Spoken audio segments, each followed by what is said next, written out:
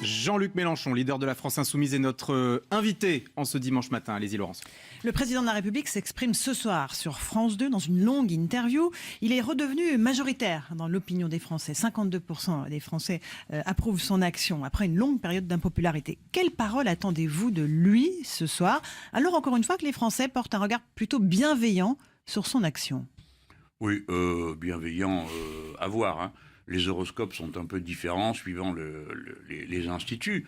Ah non, ils vont tous dans le même sens là en ce moment. Si vous oui, êtes, mais c'est pas la reconnaître. déferlante qu'on est en train de mettre en scène, comme j'ai eu à souffrir il y a même pas 3 semaines de ça, d'une prétendue déferlante dans l'autre sens. J'ai amené avec moi les sondages de la semaine, je les regarde. Donc vous les regardez? Eh bien oui, je suis comme tout le monde, comme curieux. Donc vous ils ont aussi, une valeur. Madame Ferrari, vous-même qui êtes une personne on ne peut plus raisonnable, vous regardez aussi l'horoscope? Non, jamais. Allez. Non, jamais. Mais Eh c'est ben, pas vous le êtes sujet. bien la seule dans ce C'est pays, pas on le va vous sujet. mettre sous Qu'est-ce que cloche. vous ça, c'est attendez pas d'Emmanuel possible. Macron ce soir? Non, mais c'est pour Qu'est-ce dire, que vous je attendez de regarde, lui je vois que nous aussi, on progresse. J'ai vu que mon petit camarade Corbière a gagné 5 points, moi-même j'en ai gagné 3. Non, mais je donne aussi les bonnes nouvelles pour mon camp. Alors, non, je crois que M. Macron a eu... la vie politique est ainsi faite de conflits qui tournent à l'avantage de l'un ou de l'autre. M. Macron a réformé d'un bout à l'autre le code du travail et l'a renversé. Et il n'y a pas eu de réplique en face. Donc il y a une onde de choc de cette défaite, parce que pour mon camp, pour le camp du travail, c'est une défaite. Alors il y a des gens, ils ne supportent pas qu'on le dise, hein. Il faudrait faire semblant. Mais moi je ne suis pas un gauchiste qui annonce des révolutions tous les 5 minutes qui n'ont pas lieu. Une bataille a été engagée, conduite en dépit du bon sens, je le répète, parce que les syndicats se sont divisés et que ceux qui étaient dans le combat ont refusé la jonction avec les forces politiques qui étaient hostiles à l'ordonnance. Par conséquent, M. Macron a en quelque sorte été poussé vers le haut par le fait que ses adversaires, eux, se sont poussés tout seuls vers le bas. Bon, Donc voilà où on en est. Après, demain, il va Vous dire l'écouterez ce soir ou pas? Bien sûr que je vais l'écouter. Bon. Je l'écoute toujours avec intérêt, comme tous ceux qui ont des responsabilités politiques dans le pays. C'est le président.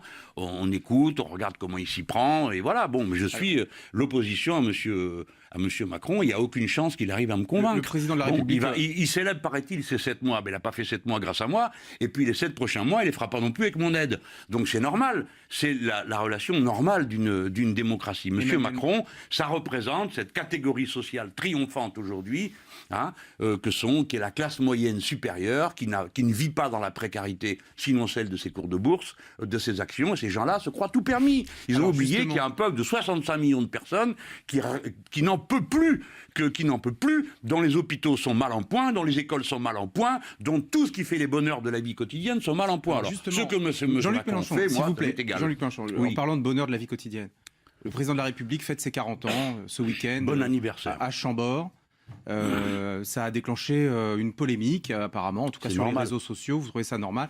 Il ne peut pas décider, dans le cadre de la sphère privée, en payant avec ses propres deniers, de passer son week-end où ça lui chante? Pourquoi pas? Bon, écoutez, moi je lui souhaite bon anniversaire. Je suis content qu'il soit allé à Chambord, parce que ça donne de lui une image monarchique qui me semble correspondre à l'idée qu'il se fait de lui-même. Bon, voilà, tout ça n'a rien à voir avec ce que je ferai moi pour mon anniversaire dans de telles circonstances, à supposer que je le célèbre. Vous le fêtez où, vous, votre anniversaire, par exemple? Je ne fais rien. Vous ne faites rien de spécial, vous ne recherchez pas le symbole? avec des amis, voilà. Bon. Non, mais c'est pas précisons que des centaines de milliers de Français vont régulièrement à Chambord. Oui, aussi un le président, vous savez, à Chambord, il y a un endroit que je lui conseille d'aller voir et sur lequel il faut méditer. Il y a un escalier à double révolution. Donc ça pourrait l'inspirer pour le futur. Non, pour parler sérieusement, la personne du président de la République, dans la monarchie présidentielle, tout est spectaculaire, le corps du roi, comme on dit, hein, est quasi sacré. Donc non, il ne fait pas ce qu'il veut. Mais honnêtement, on ne va pas aller lui chercher pouille. C'est la Constitution qu'il faut changer. Vous le savez, moi je suis partisan d'une 6e République. Vous ne voulez pas m'entendre, les uns et les autres, parce qu'on me dit c'est institutionnel, ça ne concerne pas le quotidien. Si, ça concerne le quotidien. Quand une personne se croit tellement importante et tellement sûre d'elle-même qu'elle peut décider ce qu'elle veut, eh bien nous sommes tous en danger, quelle que soit la qualité de la personne au départ. Le pouvoir absolu rend absolument fou. Le prédécesseur d'Emmanuel Macron, François Hollande, a dit cette semaine qu'il entendait encore porter des idées. Il dit de vous, Jean-Luc Mélenchon ne fait aucune proposition, il n'offre aucune alternative, il ne représente pas une gauche de gouvernement. Même Georges Marchais a été pour le rassemblement de la gauche. Qu'est-ce que vous lui répondez? Rien, le fantôme secoue ses chaînes, il erre dans le palais détruit par ses œuvres. François Hollande. Là, non, mais François Hollande est... Bon, vous voyez, ça commence mal. Il dit ne fait aucune proposition. Ce type était tellement muré dans son palais avec ses favoris qu'il n'a pas vu le programme L'Avenir en commun, il n'a pas vu les 40 livrets, il n'est pas au courant. Donc il récite ces vieilles récitations de la guerre du feu, hein, alors qu'on est passé à autre chose. On est au XXIe siècle et il n'y a pas de place pour un Hollande là-dedans. On sent que vous préférez Emmanuel Macron comme président de la République, au moins dans l'exerce de la fonction. Mais par au-delà des définition, idées. Hein. Le président que j'aurais préféré, c'est moi. Oui. C'est une démocratie, c'est simple à comprendre. J'étais candidat, je peux vous dire que je préfère l'un ou l'autre. Alors, il y a un confort avec les gens qui, sont d'une pièce. Monsieur Macron est d'une pièce. Monsieur Hollande, non. Il disait oui à tout le monde, il se moquait de vous, il essayait de vous mettre en difficulté. Là, c'est pareil, regardez ce qu'il dit. Et j'ai trouvé ça quand même fort. Il dit, Mélenchon, c'est l'opposant dont a besoin Macron, alors à cause de lui, il n'y aura jamais de changement. Mais qui c'est qui a amené Macron ? Qui c'est qui n'a pas eu le courage de l'affronter dans une élection ? Moi, j'y suis allé, pourquoi pas lui ? Bon, alors, vous voyez le caractère tordu du personnage, puis il termine en disant « Je souhaite qu'il réussisse ». Bah alors, s'il souhaite qu'il réussisse, pourquoi il se plaint du fait que je ne sois pas l'opposant dont il rêve ? Mais j'ai pas l'intention d'être à la mesure des rêves. Je dis aux gens, voilà, vous êtes dans une démocratie, faites vivre la liberté de vous organiser, de répliquer, et ne vous laissez pas tondre. Vous laissez pas tondre. La liberté de s'exprimer pour les journalistes. Oui. Combien de signatures, à l'heure où on se parle, en faveur de votre conseil de déontologie du journalisme ? En quoi est-ce que cette instance serait d'utilité publique ? Ne serait-elle pas liberticide, Jean-Luc Mélenchon ? Commençons d'abord par dire que on va atteindre, là, je pense, au week-end, les 160 000 signatures. J'espère, à partir de 200 000, c'est bon, quoi. On commence à avoir une situation plus intéressante. Je vais demander audience au président de la République pour lui en parler, parce que ça concerne une liberté fondamentale. Je consulte les autres présidents de groupe à l'Assemblée nationale et les associations intéressées pour voir ce qu'elles en pensent. Voilà, déjà pour vous dire pour la méthode. Deuxièmement, de quoi s'agit-il ?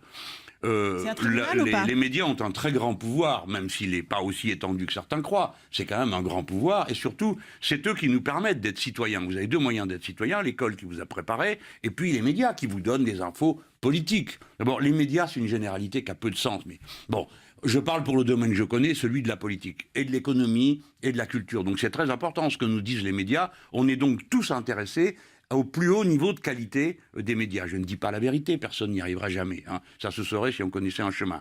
Mais on est sans recours. Par rapport à un média dit quelque chose, si c'est faux, ou si vous n'êtes pas d'accord, vous n'avez aucun recours. Vous n'avez qu'un recours, c'est judiciaire. C'est faire des procès en diffamation. Ça, c'est déjà une... Il faut déjà qu'on soit arrivé à un certain niveau. Et moi, je ne souhaite pas ça. Le conseil déontologique, s'il était liberticide, il commençait à appeler la Suède liberticide, parce que ça existe depuis 1916 là-bas. La Belgique ou le Québec ? La Belgique, le Québec, bien d'autres pays. Rien que dans l'ancienne Europe de l'Ouest, il y a 16 institutions de cette nature. À quoi ça sert ? C'est un recours moral. Il n'y a pas de punition, personne ne sera empêché de faire ce qu'il fait, il n'aura pas une amende qui va le tuer, le journal ne sera pas fermé, c'est rien de tout ça. C'est-à-dire, ceci est faux.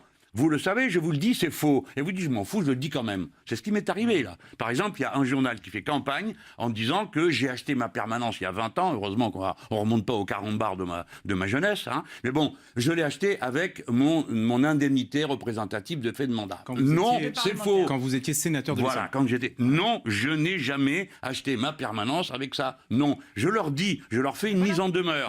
Je les poursuis en diffamation, ils recommencent. Ouais. Et puis, comme maintenant nous sommes dans la pompe à clic, comme ça fait Mélenchon et des sous, alors clic, et ça augmente la valeur de l'espace. Est-ce que je me suis bien fait comprendre ? Absolument. Il n'y a pas de répression, c'est une sanction morale. On dit, écoutez ça, écoutez, Madame Ferrari, ce coup-là, c'était Mélenchon qui avait raison. Cette idée, vous avez menti. À l'inverse, vous vous dites, mais monsieur Mélenchon, là, ça lui va bien de venir protester. Sa protestation n'a pas de sens, donc c'est lui qui a tort. Et à ce moment-là, le Conseil dit, Madame Ferrari a été parfaitement honnête. C'est juste moral pour rétablir entre nous une confiance dans la qualité de l'information. Cette idée vous est venue au lendemain de l'émission politique sur France 2, vous étiez intervenu, qui, à en croire vos écrits, s'était très mal passé pour vous. Ça c'est clair, mal passé pour moi, j'ai fait ce que j'ai pu. Mais... Dans votre note de blog qui a suivi le lendemain, vous avez évoqué, en parlant de Léa Salamé, qui présente cette émission, des liens familiaux, politiques et communautaires, ça a été incompris ou mal compris, n'en sais rien. Que vouliez-vous dire exactement avec ce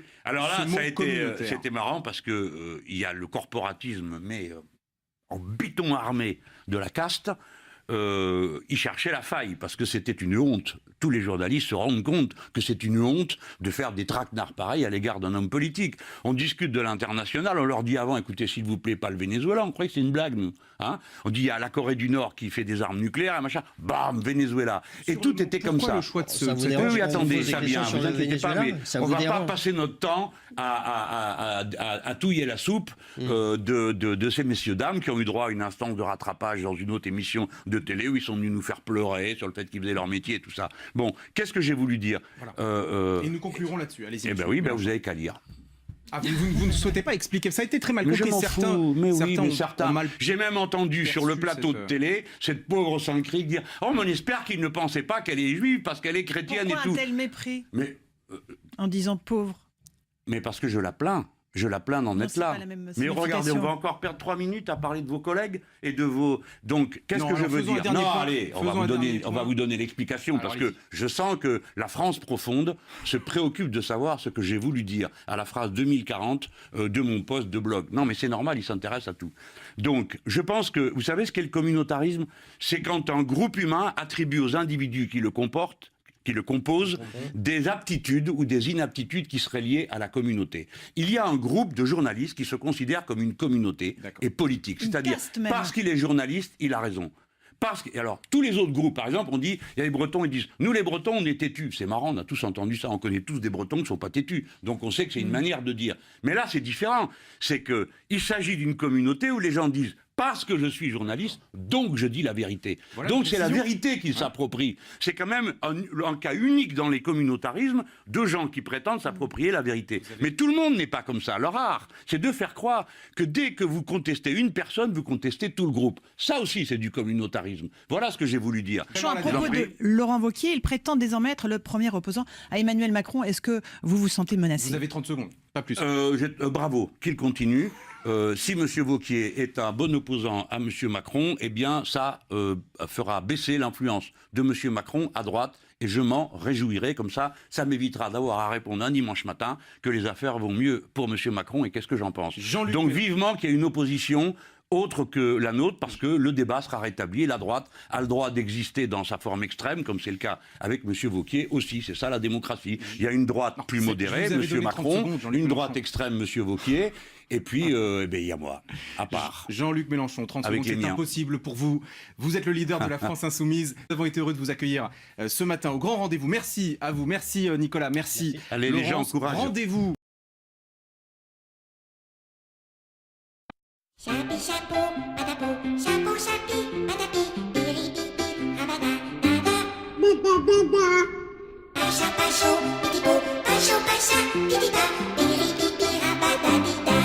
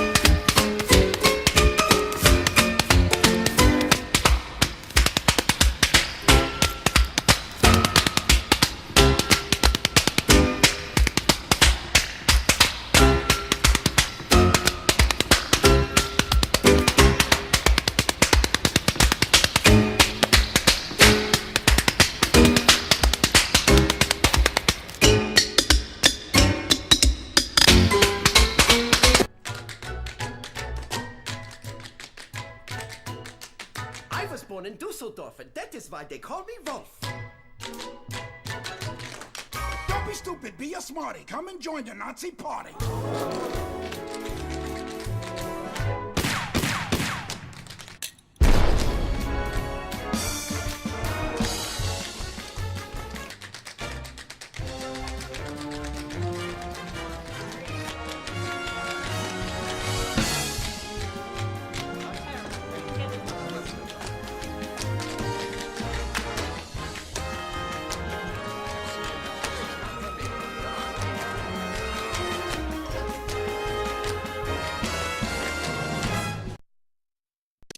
Aussi, j'ai décidé de ne pas être candidat à l'élection présidentielle, au renouvellement donc de mon mandat. Je tenais ici à vous en faire part directement, comme je m'y étais engagé au début du mois de décembre, tel que je l'avais moi-même annoncé. Je le fais en prenant toute ma responsabilité, mais aussi en appelant à un sursaut collectif et qui engage tous les progressistes, qui doivent s'unir dans ces circonstances. Parce que ce qui est en cause, ce n'est pas une personne, c'est l'avenir du pays. Je ne veux pas que la France soit exposée à des aventures qui seraient coûteuses et même dangereuses pour son unité, pour sa cohésion, pour ses équilibres sociaux. Voilà le message que j'étais venu ici vous adresser. Dans les mois qui viennent, mon devoir, mon seul devoir, sera de continuer à diriger le pays, celui que vous avez construit en 2012, en y consacrant pleinement et dans le dévouement le plus total à la République. Vive la République et vive la France.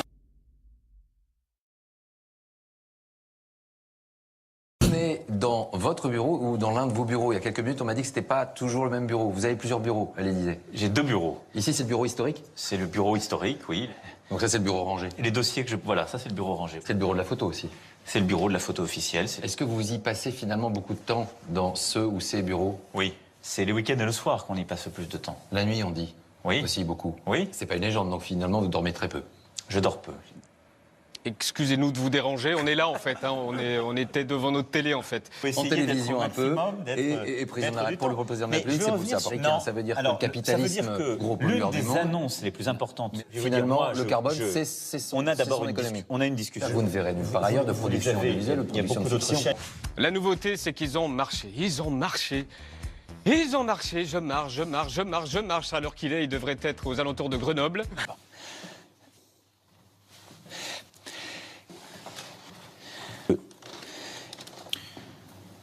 Bon, je dirais que...